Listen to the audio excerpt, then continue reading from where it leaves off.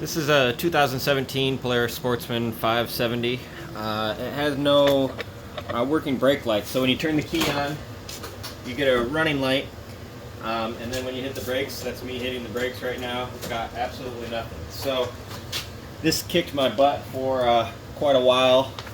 I couldn't figure out what was going on. I grabbed a wiring diagram. You see I traced out my brake circuit. Down here at the plug, you've only got 3 wires. You got key on power, you have a ground, and then you have a switched ground. So obviously key on power and ground is your running light, and then this activates your brake light, and that's just through a pressure switch up at the front.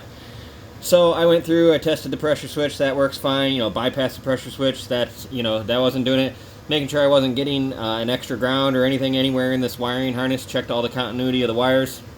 Still had the same thing, just this brake light all the time. Finally, it occurred to me that the one thing I was about to order in here, it's a weird setup.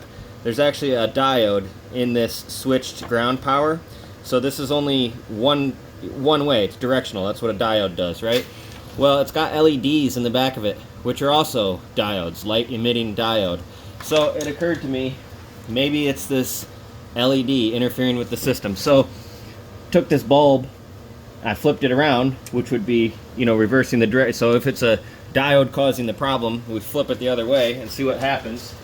So now I get a super bright light, and then when I hit the brake, it goes dim.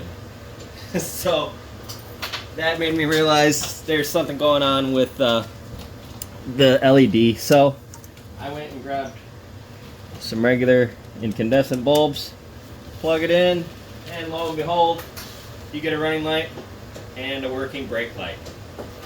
So those LEDs are incompatible with this setup. With the diode on that switched power, they just fight each other. Apparently, I understand it just enough to know that it doesn't work. 2 diodes are not compatible in this. So if you have running lights but no brake lights, and you have LEDs in there, you just added LEDs, that's probably the problem, especially when everything else checks out. I hope this saves somebody else some time. Thanks for watching.